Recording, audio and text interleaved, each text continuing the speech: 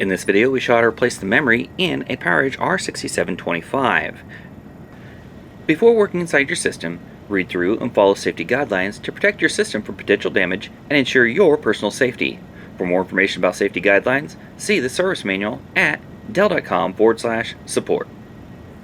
To remove the memory, pull out on the retention clips and then lift the memory out of the system.